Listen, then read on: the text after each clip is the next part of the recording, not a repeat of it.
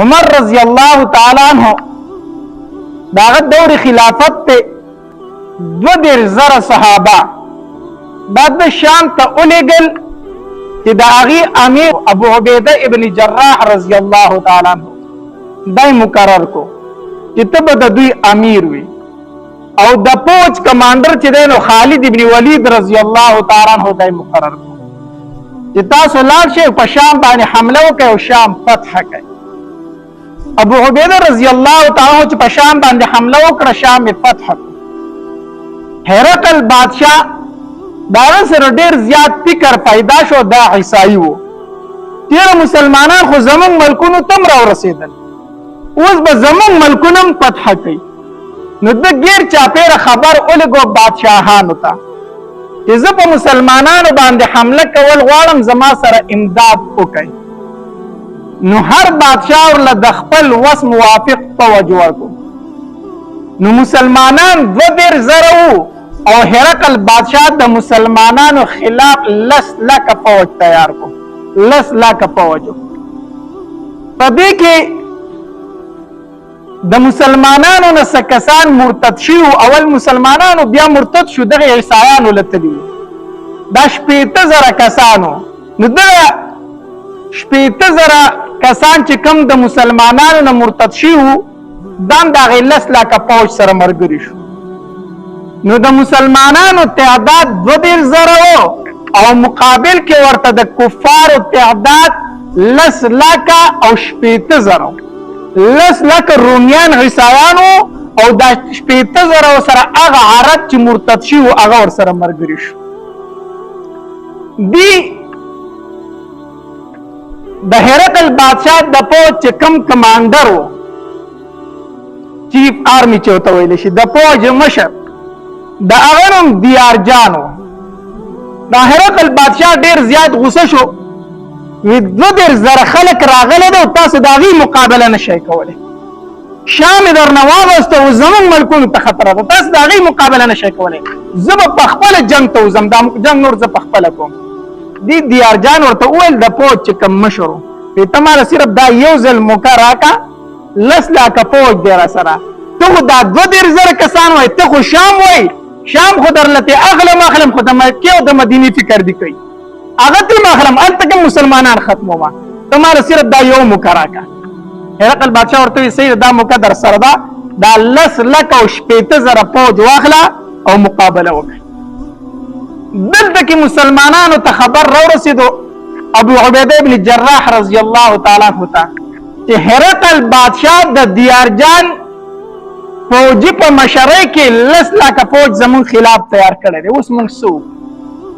خو 2,000 کسان هلته کې 10 لک خلک دی اوس څه وکړو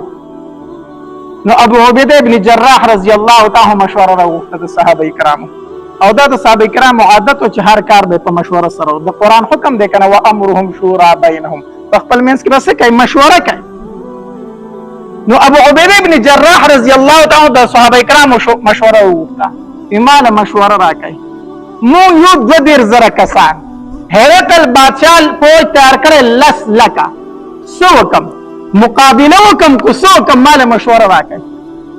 په دې کې یو تن فاسدو او هغه ابو عبیده ابن جراح رضی الله تعالی فرمایلو په زما مشوره خدا دا چې زه د شام نه زوم مکه مدینه منورې ته شام پریدو زوم مدینه منورې ته وی زکه چې ډېر لوی فوج دی شام خو پرېږده واسه چې مدینه او مکه رانه قبضه کړي چېرته نو موږ به دلته ناست یو دوی به حمله په مدینه منوره باندې وکړي نو دا شام ورته پرېږدو خو چې هلته مدینې منورې ته لاړ شو هلته مورچې تیارې کړو چې هغه سنبال کړو دا خبره چې ابو عبیده ابن جراح رضی الله تعالی واورېده نو ډېر سخت خفه شو او غوسه وله ډېره زیاته ورغله وی کېنه داسې خبره دې وکړه چې زما د تمامو غازیانو هغه حوصلې دې خرابې کړې ته خبره وکړه شام مونږ په کومو قربانو باندې اغستې دي د ابوبکر رضی الله تعالی په دور خلافت کې د شام د پاره مونږ کومې قربانۍ ورکړي څومره شهیدان ورکړي دي اوس به شام پرېږدو کافرو ته ته څنګه خبره وکړه چې دا ورته پرېږدی او زه مدینې منورې ته ډېرې کمزورې خبرې دې وکړه کښېنه تو په دې کې ابو سفیان رضی الله تعالی عنه فاسد د ابو سفیان رضی الله تعالی د معاویه رضی الله تعالی فلار دی او دا د نبی رسول الله ډیر سخت دشمن تیر شوی دی په جاهلیت کې او په غزوه احد کې د کفارو هغه مشري د کوله د کفارو د طرف نه مشري د کوله امیر دی وو ورسته بیا ایمان راوړی دی او په ایمان باندې ډیر کلک پاتې شوی دی او په دین اسلام کې بیا ډیره بهادري کړې دي. نو ابو سفیان رضی الله تعالی فاسدو په زما مشوره دا ده کنه چې په دې ځای کې پاتې کیږو په دې ځای کې پاتې کیږو دلته د کمزې کې چې دلته مورچې جوړې کړي وی ځکه چې دوی مدینه منورې باندې ډایرک حمله نشي کولای دا لس لکه فوج ډایرک په مدینه منوره باندې نه ورځي دا رومیان اول به دوی مونږ دلته کې ګوري ځکه د دوی سره به دایره او مونږ په مدینه باندې حمله وکړو د شاغله را باندې دوی راشي نو اول به مونږ ختم یو چې مونږ ختم کړه هغه نه پس به په مدینه باندې ورځي اول به دوی مونږ دلته ګوري نو دلته کې مورچې جوړو دا خبره چې ابو عبیده ابن جراح رضی الله تعالی اوریدا بیا ابو سفیان صحابه مشوره دی راکړه ډیر خوشاله شو وی دلته کې په پاتې کې دلته جنگ کو دلته مورچې جوړو خالد ابن ولید رضی الله تعالی چپ ناشته غلې ناشته ابو عبیده ابن جراح رضی الله تعالی فرمایي اے خالدا ته خو سو وای کنه ته ولې چپی ته کوم څه مشوره راکړه کنه ستاسو مشوره ده خالد ابن ولید رضی الله تعالی فرمایل اے ابو عبیده زه د مسلمانانو خلاف نشم کوله مسلمانانو چې کوم خبره کړې د زپاغي کې مرګره ما اگر چې زما مشوره ده دی داسې نه د بل شان ده زما رأی دا نه ده زما رأی بل شان ده خو زه د مسلمانانو خلاف نه کوم هغه چې دلته پاتې کیږو بس دلته پاتې کیږو ابو عبیده رضی الله تعالی فرمایل اے خالدا کله چې تا موږ له مشوره راکړې الله پای کې ډیر برکت اچولې دي الله پای کې ډیر خیر اچولې دي بیا موږ شکست نه خورلې مال رأی راکا نشم کولای د مسلمانانو خلاف مسلمانانو چې دلته پاتې کیږو زه د دوی خلاف څنګه خپل مشوره ورکم ابو عبیده رضی الله تعالی فرمایلی خالد ابن ولید چې ترسو پوری تا مشوره نه راکړې زما ستوم نه مال ته مشوره ضرور راکای ځکه ستا په مشوره کې الله ډیر برکت اچولې دي نو خالد ابن ولید رضی الله تعالی فرمایلی زما مشوره دا د جنگ کو وې د کوم ځای کې چې ته یې کنه نو کو د جنگ خامخا کول غواړي د جنگ اراده دي نو دا ځای د جنگ نه دی د کوم ځای کې چې ته موجود یې ابو عبیده دا ځای د جنگ نه دی خو خامخا د جنگ اراده دي وې څه وکړو وې تا ته پته ده چې زمونږ د عربیانو اسونه چې دي هغه ډېره تیزه منډه وي د عربو د اسونه یقینا په منډه کې مشهور دي وی زمونږ د عربانو اسونه ډېره تیزه منډه وي هغه په دې میدان کې منډې نه شي وهلی دلته غیر چاپېره باغات وی ته څه وایي وی زما چې لږ هغې طرف ته مخامخ د یرموک میدان دی خوشې بیابان دی نو هغې میدان ته به لاړ شو باغونه نشته دی خوشې بیابان دی نو موږ پکې اسونه چې څنګه زغلو بیا زغلولی شو او خوا کې دریاب هم دی نو اوبه به راته هم نږدې وي نو د اوبو مسله به راته هم نه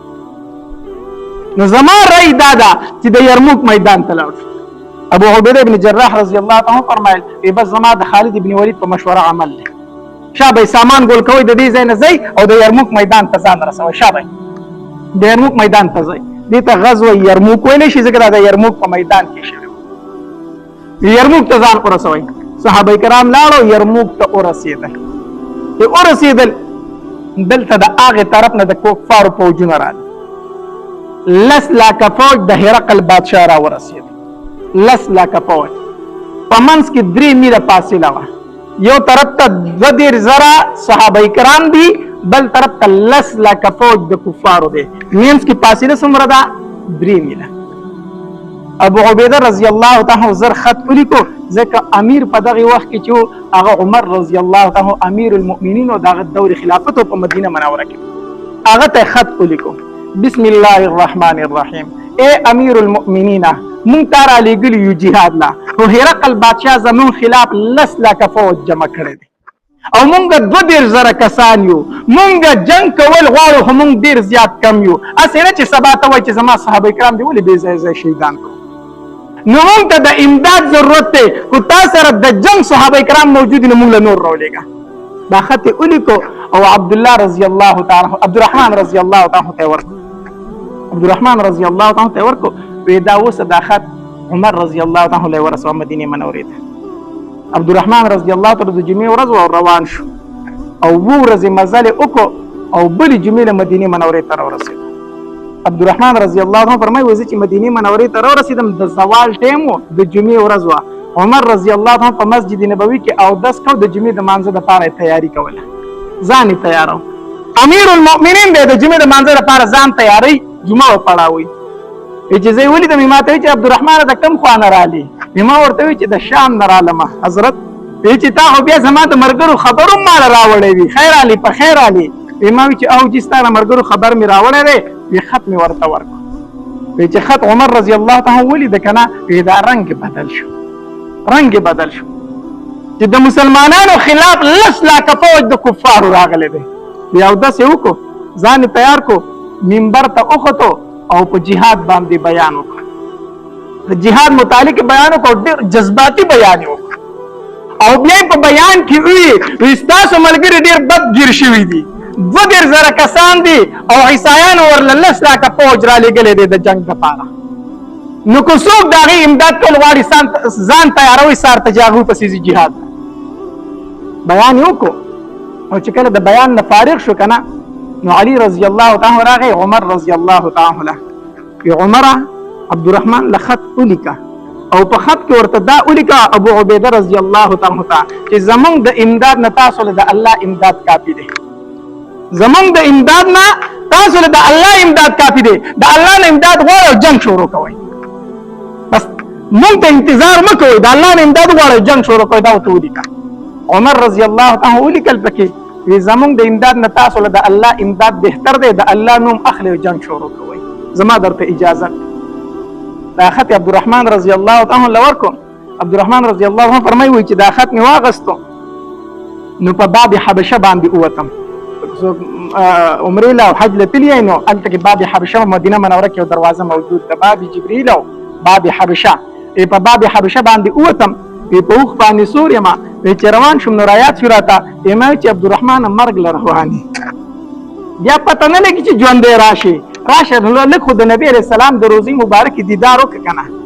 راشه د ده دیدار وکړه او بیا ترې نه ځه، ځکه چې بیا هلته شهید کېږي بیا مدینې ته نه شي راتلی. اوښ مې راوګرځو، د نبي علیه السلام روزې ته رالمه. چې رالمه وی علي رضی الله تعالی عنه، عباس رضی الله تعالی عنه، فاطمه رضی الله تعالی او عایشه صدیقه رضی الله تعالی عنها وی دا ناست دي. او حسنین چې دي که نه نو یو د علي رضی الله تعالی په غېږ کې پروت دی او بل د عباس رضی الله تعالی په غېږ کې پروت دی. دا 15 واړه کسان دغلته ناست دي. زه چې علي رضی الله تعالی ولیدم وی ما ته چې عبدالرحمن څه ګورې ته لا تللی نه یې، زر دا خط رسوه. ما ورته وی چې ای علي رضی الله تعالی ځم خو د نبي علیه السلام د روزي دیدار له لږ رالمه او ما وی چې تاسو به راته لږه دعا وکړئ، دعا به راته وکړئ چې الله راته مزل اسان کړي. ما ته وی چې د عمر غونته سړی موجود دی خو هغه درته دعا وکړه دغه پوره ده که نه؟ ځه د عمر غونته سړي درته دعا وکړه نو دا پوره نه ده؟ ما چې بلکل عمر رضی الله تعالی راته دعا وکړه. خو تاسو اهل بیت یئ، تاسو د نبی علیه السلام خاندان یئ، خو تاسو راته دعا وکړه د نبی علیه السلام په روزي په خواږه کې راته دعا وکړه، زه به ډېر خوشحاله شمه. عباس رضی الله تعالی لاس پورته کړو او علي رضی الله تعالی لاس پورته کړو. وی عباس رضی الله عنه دعا شروع کړه، وی د نبی علیه السلام روزي ته داسې لاس ونیو چې الله زه درته دا روزي والا د دې روزي دا صاحب درته وسیله کومه، د ده په برکت سره دی عبدالرحمن ته دا مزل لږ اسان کا، د ده په وسیلې سره دی عبدالرحمن ته دا مزل لږ اسان کا. وی دعا یې راته وکړله. بیا راته علي رضی الله عنه فرمایل چې عبدالرحمنه اوس خو زه که نه اوس خو درته اهل بیت دعا وکړه، اوس څه مشکل دی اوس ځه. عبدالرحمن رضی الله عنه فرمایي وایي زه روان شومه، وی د خالي د ورځې مزل مې وکړو، د اتوار د ورځې مزل مې وکړو، وایي د څلورمې ورځ چې ما ذکر کېده که نه وایي زه هلته کې شام ته یرموک مقام ته رسېدلی وم، د صحابه کرامو د اذانونو اواز مې تر غوږو شو. د هغې طرفه د 2 ورځو مزل او د دې ورځو د څلورمې ورځ له رسېدلی و. بیا دا ولي دا د اهل بیت هغه دعا وه، د عباس رضی الله دعا وه چې الله دا سفر ورته لنډ کړه، دا ورته اسان کړه. په د 2 ورځو کې د 2 سفر د دې طرف د 2 ورځو سفر په دې طرف په 3 ورځو کې ما ورسېدم. خط مې ابو عبیده رضی الله تعالی عنه ورکړو چې د امیر المؤمنین خط دا دی. چې ابو عبیده رضی الله عنه خط وکتو په هغې کې دا لیکلي چې تاسو د الله نوم اخلئ او جنګ شروع کوئ. سحر شو، چې کله سحر شو نو ابو عبیده رضی الله تعالی عنہ صفونه جوړ چې صفونه جوړ کړو نو درې صفه تار کړو او د 2,000 صحابه کرام چې دوی jihad ته ځان سره خپل بیبيانین بوستي jihad ته نو درې صفونه جوړ کړو د صحابه کرامو او یو غونډکې و داغې نشه تخپل زنانه کېنولې او په غونډکې باندې ورته وسو صحابه کرام د سکیورټي د پاره کېنول تاسو بر دې زنانه او حفاظت کوي خالد ابن ولید رضی الله عنه چې وروته یا ابو عبیده تاسو کوي تا خدای سپونه تیار کړو ټول صحابه کرام دې په جنگ کې ودرولې دا څه کوي نو هغه طرف نه لس لا کفوج او هغه مقابله ته صرف 15000 کسان مخکې را لګیلو ځکه دیار جان چې کم د فوج مشر کنه هغه خپل فوج راغون کو په وسپنه ماتيږي تور په تور باندې ماتيږي عربي په عربي ماتيږي موږ ته چې دا کم 15000 عربيان راغلي چې مرتد شي د عربونو تلو دا غي سره مرګري شي وی دیم عرب دی او دام عرب دی رومبه به د عرب د یو بل سره جنگ کو وی تاسو د خپ آرام سره ناسي تماشه به کوي د لسلا کا پوجو نو دا کم 15000 عربان چې موږ راغلي دي دوی به د دوی سره جنگ کوي نو کو دا 15000 والا او جن بیا به د لسلا کا پوج جنگ شروع کوي بیا به دوی جنگ شروع کوي نو هغه طرف 15000 کسان رالو هغه کسان چې کوم مرتد شو د مسلمانانو نه او د دې زر طرف نه ته ابو عبیده ابن جراح رضی الله عنه د خپل صحابه کرامو صفونه جوړ کړو د دیار جان د فوج چې کوم د عیسایانو د فوج مشر د خپل مرګره وروغتو په دې مسلمانانو ته وای کنه دا غریبانان دی وډ دي د دې سر ششته دینا لګ لالچ ولا ورکا او وای ورته چې دومره سيزونه بدر کو زه په خپل مخ باندې جنگ شي لکوي هغه ورته وی ټیک ده دا کسراغه او د چغه والا غالبا د جبیل نو داسې عجیب نوم یو دراغه نو د چغه والا نو ابو عبیده ابن جراح رضی الله تعالی مطلب دا چې څوک جنگ لراغه ابو عبیده ابن جراح زه است اخته ورغه روایتو کې راځي وي دواړه یو بل ته دومره نږدې شو چې د دواړو اسونو د یو بل د شوندونه بوین کړو دومره نږدې اسونه ودرېدو ابو عبیده ابن جراح نه تور راويسته دې جنگ راغله هغه ورته جنگ نکوم گزار مکو روغ لراغله ما کفار ای کافر ته وی وای سوای وی زمون مشر وی دیار جان چې د هرقل بادشاہ د طرف نه حکم داده چې د مسلمانان چې څومره مشران دي سلسل دینار بوله ورکو جوړي جامې بوله ورکو تخفي ډالې بوله ورکو جنگ مکوې زې ځاله مدینه منورې ته مونږ ته شام پرې دوی زې په خپل مخ باندې او دا تخفي ډالې والے زې دلته جنگ څه کوي او کو جنگ کوي نو مونږ لس لاکه کسان یو تاسو 2,000 کسان نه سیمرې نو جنگ څه کوي او دا تخفي والے او زې ابو عبیده ابن جراح رضی الله عنه فرمایي موږ ته زمونږ پیغمبر درې خبرې کړې دي څو خبرې کړې دي درې خبرې موږ ته کړې دي اوله خبره راته دا کړې ده چې دوی ته وایي چې مسلمانان شي نو کو اسلام مرو جنگ در سره نه کوي اسلام راوړی کافر ته اسلام په نه راوړو دا خو کې دی نشي وی دغه خبره موږ ته زمونږ پیغمبر دا کړې ده چې جزیه به ورکوي ټیکس به ورکوي خو په ذلت سره به ټیکس ورکوي نو ټیکس به راکوي بیا در سره جنگ نه کوي ټیکس ورکوي نه ټیکس موږ شي له درکو زمونږ ملک ته تاسو له ټیکس درکو وی درېمه خبره زمونږ پیغمبر دا کړې موږ ته چې jihad ور سره کوي بیا جنگ ته تیار شي ای کافر وته زه خروغ له راغلم خو تاسو خامخ په خپل ځان وجنه نو بیا مړه خی بیا ته واپس شو دا کافر دې ته وی غیرتی مسلمان ها غیرتی مسلمان دې ته واپس شو ابو عبیده ابن جراح زه درې فوجونه تیار درې صفونه تیار کړی دي خالد ابن ولید رضی الله عنه فرمایل وی ابو عبیده دا درې صفونه د سره تیار کړی دي دا مې دې تیار کړی چې هغه طرف ته 15000 کسان مونږ 10000 کسان او قران وایي چې یو مسلمان به د دوه کافرونو نه تختی یو مسلمان به د دوه کافرو سره څه کوي جنگ کوي نو هغه 15000 مخې ته راغلي ما ته 10000 مخې ته کړی دي یو په دوه جنگي ګونو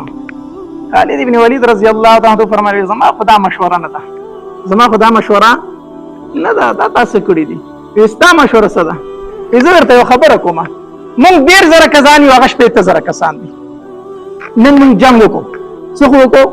جنگ وکړو او د 10000 کسانو د 15000 کسان اوجل مړی کړو ما خام شو ځا ټول کافر مونږ اوجل دا مونږ اوجل کنه نو سبا خو مونږ ستوري یو جنگ نشو کولای نن ټول اوس به جنگ کړي سبا خو جنگ نشو کولای زمونږ ډیر بہادر یو ډیر نرانیو سبا بیا جنگ کو هغه په 2 لک پوج نور د مرو بس سبا بیا جنگي ورو 2 لک پوج سره هغه خو لم مړ کو نو ماښام پورې هغه مړ کو کنه نو په درېیمه ورځ خو بیا جنګ نشو کولی کنه بیا به ستړي وو زمونږ ډېر نوراني په درېیمه ورځ بیا هم جنګ کولی شو په درېیمه ورځ چې جنګ کوو 2 لکه فوج هغوی بیا نور راویستو نو په درېیمه ورځ خو هم چې جنګ وکړو هغه 2 لکه هم مړه کړو بیا هغوی سره خو نور هم شاته نور فوج کړو نو دا خو د جنګ طریقه نه ده موږ به تر څو پورې دا 10,000 کسان جنګو هغو 10 لکه فوج د ختمېدو نه دی نو ابو عبیده رضی الله تعالی ته وفرمایل ستا سره یې د څه وکړو زه ته څه وایې ته څه وایې نو خالد ابن ولید رضی الله تعالی فرمایل زه به د 80,000 کسانو مقابله په 10 کسانو کوم د 80,000 کسانو مقابله په څو تنو کوم په 10 کسانو به کوم ابو عبیده ابن جراح رضی الله تعالی ته فرمایل دا خو نشي کېدی دا ته څه کوي دا د عمر رضی الله تعالی خط نه دی لیدلی چې هغه پکې څه لیکلي دي چې زما صحابه کرام خو بې ځایه ځای شهیدان نه کوي دا خو ته د نبي علیه السلام صحابه کرام هسې شهیدان کوي نو خالد ابن ولید رضی الله تعالی ته فرمایل په دا 10 کسان زه هلاکوم شهیدان کوم لومبه به زه شهید کېږم دې 10 کسانو سره به اول زه روان یم ابو سفیان رضی الله تعالی فاسدو وی خالد ته څه کوي د 80,000 کسان مقابله په 10 تنو کوي یا ته څه کوي خالد رضی الله تعالی غوسه ورله وی اے ابو سفیان په جاهلیت کې ډېر بهادر وي دا څه د بوزدلې خبرې دي شروع کړې جاهلیت کې ډېر بهادر وي دا څه د بوزدلې خبرې دي شروع کړې اوس ما ته وایي چې داسې کوي ابو سفیان رضی الله تعالی فرمایي بوزدلې نه کومه خو چې ته 10 کسان 80,000 کسانو ته مخامخ کوي نو بیا کم از کم 80 کسان ورته مخامخ کا څو ته مخامخ کا نو یو تن په 2 یو تن په 1000 بشي نو تاسو به 80 تنه هغه به 80,000 کسانی نو یو تن په مقابله د 100 کسانو کوي د 1000 کسانو کوي خالد ابن ولید رضی الله عنه فرمایي زما مشوره خو د 150 کسانو خو چې تاسو وای 80 کسان جزء 80 برزان سره واخلم 80 به عالم نور صحابه کرام ته تاسو ټول شاته شي صرف 80 تنه تراويستله او اول आवाज یو کو خالد ابن ولید رضی الله تعالی یا عبدالرحمن ابن ابي بکر کم زره د ابو بکر غوز چرته دی پاسته عبدالرحمن رضی الله تعالی پاسیدو وی عکرمه ابن ابي جهل کم زره د ابو جهل زه عکرمه رضی الله تعالی دا مسلمان شو ورخه ابو جهل زه او به داسې د بهادری جنگونه کړی په دې جنگ یرموک کې بیا شهید شوی دی په دې غزا کې بیا شهید شوی دی وی عکرمه کم زره عکرمه پاسه وی داسې یو نومي اغستو دای د ځان سره مرګري کو صرف 80 صحابه کرام ځان سره مرګري کو وروته هغه طرف ته څو کسان دي 80,000 کسان دي جنگ شروع شو دې طرف 80 کسان د مسلمانانو خالد ابن ولید زهم ورګره دي هغه طرف 80,000 کسان جنگ شروع شو جنگ کېدو صحابه کرام تماشا کوله سیټ ولاړ دي تماشا کوي بس دومره پته ولګي چې ډېر ټایم تیر شي کنه یو صحابي د دې غني ناراوزي داسې سیټ په اسمان سیټ ته داسې راوزي نو مسلمانانو ته پته ولګي چې زموږ مرګره پکشته دي نو 80,000 کسان کې د 80 ته پته لګي خدا سي چرته مسلمان به دې سیټ ته په اسمان ووت نو چې دې مرګره ورته هغه زموږ مرګره پکشته دي جنگ شروع دی خو چې دا ماخامي غونټه ټایم شو کنه نو صحابه کرام یو مرګره خپل نه لیدو چې یې ونه لید کنه مسلمانان ډېر سخت خپه شو ابو عبیده رضی الله تعالی مسلمانانو ته ویل زما غ 80 صحابه کرام شهیدان شو زما غ 80 مرګري شهیدان شو ځان ته راو چې اوس په حمله کو ابو سفیان ورته خبردار حمله ونه کوي تاسو د خالد بن ولید خبره نه اوریدلی چې کوم مړ شو کو واپس را لخوا موږ پس باندې راځي موږ پس به یو تن راځي ته موږ ټول شهیدان شو موږ پس باندې راځي تاسو خبره نه دی یاده مزه پسې صحابه کرام ډیر سخت خپه دي په دې دوران کې ګوري چې خالد بن ولید رضی الله عنه استومانه په اسور دی روان دي او سمرګری ورسرم دي راورسېدل د مسلمانانو خواله راورسېدل خالد بن ولید چې خپل مرګري او شمار صرف 10 کسان دي ورسره 80 تن کو سره څو کسان دي 10 کسان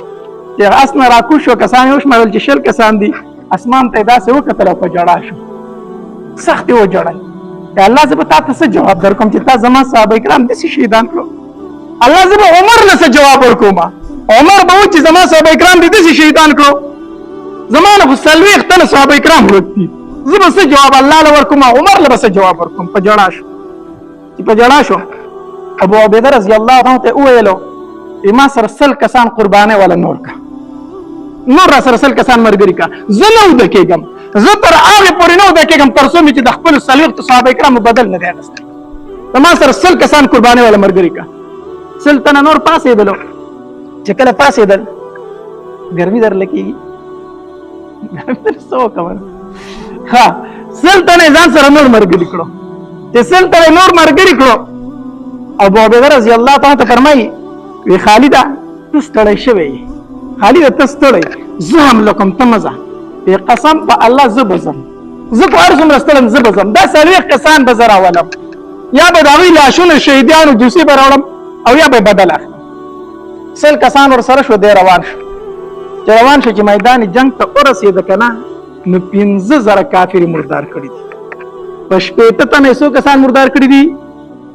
دا د الله امداد دی ورنه په 80 تنه سره 15,000 چرګان هم نشي حلالولی په 80 تنه 15,000 چرګان هم څوک نشي حلالولی 15,000 کفار صرف 80 صحابه کرام مردار کړي دي 15,000 کفار مردار کړي دي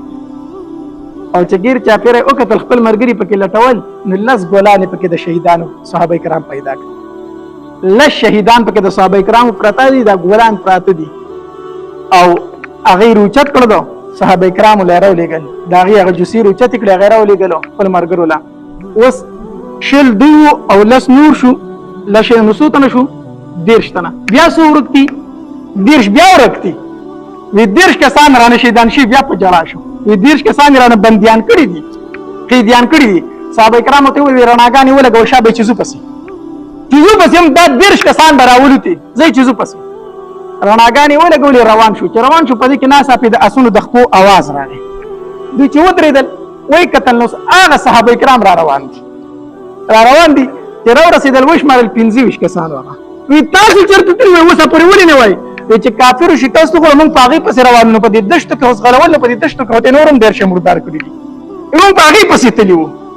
نو 25 نور رالو نو څو پاتې شو 15 اوس 15 صحابه کرام دا بندیان شوي په دې کې